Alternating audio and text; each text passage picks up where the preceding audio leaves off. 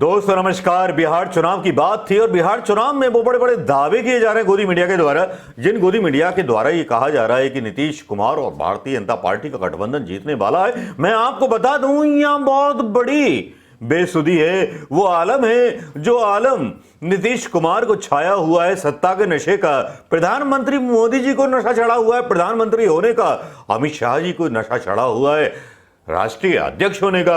अब भैया सियासत से अलग हो जाता है जो आदमी सत्ता में आता है। ऐसा ही कुछ कांग्रेस के साथ हुआ था, याद होगा दोस्तों आपको। जब ताकतवर जब सब चीजें हो जाती हैं तो बहुत सारी चीजें बिगड़ जाती हैं, और जब चीजें बिगड़ जाती हैं और उन चीजों को बिगड़ने में किसी का हाथ नहीं रहता, और जब हाथ नहीं रहता तो उसमें साथ किसी का नहीं मिलता, और जब साथ किसी का नहीं मिलता तो बहुत कुछ ऐसा ऐसा हो जाता है जो राजनीति में गड़बड़ कर जाता है सारा कुछ। अब आप सोच रहे होंगे ऐसा कौन सा विश्लेषण में लेके आया हूं बिहार चुनाव के बारे में, ऐसा कौन सा प्री पोल लेकर के आया हूं बिहार चुनाव के बारे में जो सच्चा होगा।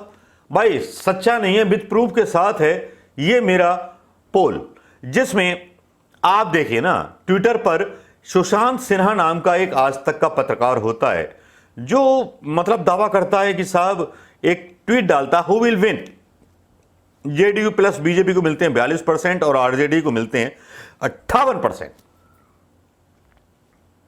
ये सुशांत सिन्हा का है। और इसमें मतलब मैं आपको बता दूं कि पोल कितने लोगों का था, पहले 33,692 लोगों का पोल था ये।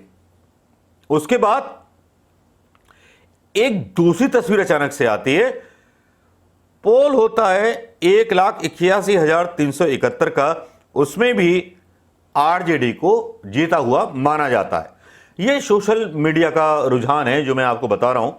और उसके बाद बहुत सारे चैनल करते हैं जिसमें बीजेपी और प्लस जेडीयू को मिलती हैं 42% सीटें और कांग्रेस और आरजेडी को मिलती हैं 58% सीटें।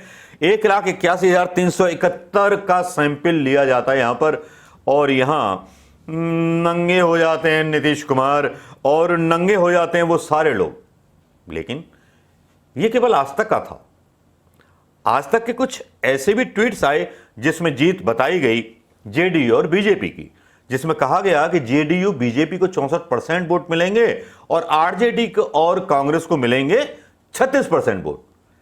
लेकिन चलिए, हमने इन बातों को भी देख लिया, गौर कर लिया, और गौर करने वाली बात यह थी कि जब गौर करने पे आए तो बातें लंबी लंबी निकल आती हैं, और जब लंबी लंबी निकल आए तो सत्ता की पोल खुल जाती है। फिर यहां जनाब हमारे सामने फिर एक ऐसी कहानी आती है, क्योंकि एक प्रोफेसर हैं सुधीर कुमार, ट्विटर पर ही वो भी हवाला देते हैं, कुछ अपनी चीजों को साझा करते हैं। जो चीजें साझा करता है आम हिंदुस्तानी जो जमीन पर रहने वाला है, तो भाई वो जमीन की तो रहनुमाई कर रहा होगा ना, जहां पे रह रहा होगा तो बता रहा होगा। और जो उसने अपने आइडिया से बोला, वो भी प्रोफेसर हो, एक शिक्षित इंटेलेक्चुअल जिनका नाम है प्रोफेसर सुधीर साहब, तो उन्होंने भी ट्वीट किया। उन्होंने जो ट्वीट किया उससे शायद गिल्ली उड़ जाएगी नीतीश कुमार की और मोदी जी की, भारतीय जनता पार्टी की।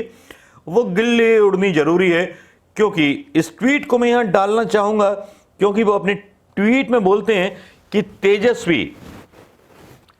तेजस्वी यादव जो हैं, उनके जो हैं 20 लाख फॉलोअर हैं और नीतीश कुमार के 60 लाख फॉलोअर हैं। अब भाई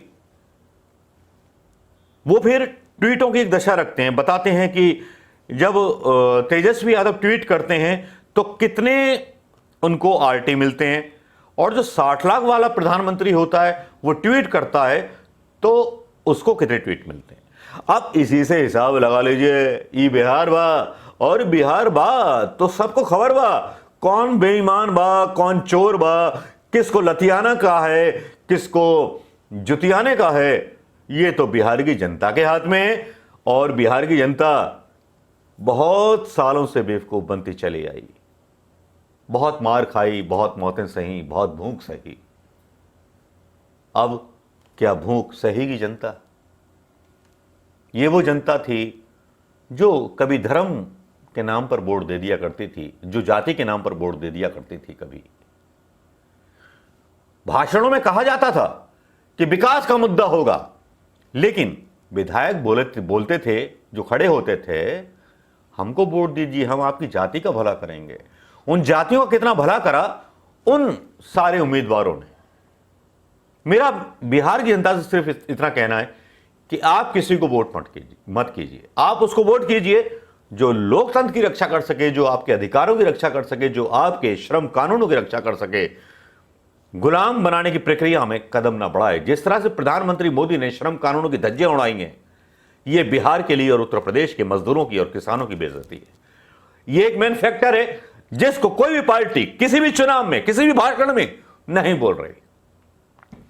लेकिन सोशल मीडिया पर भारतीय जनता पार्टी की हार अगर परिवर्तित होती है बिहार चुनाव में, तो मैं समझूंगा कि बिहार से ज्यादा समझदार कोई नहीं। फिर मान लूंगा वाकई में बिहार के लोग काफी ब्रिलियंट होते हैं। दोस्तों नमस्कार, ये वीडियो कैसा लगा जरूर शेयर कीजिएगा और शेयर करना मत भूलिएगा।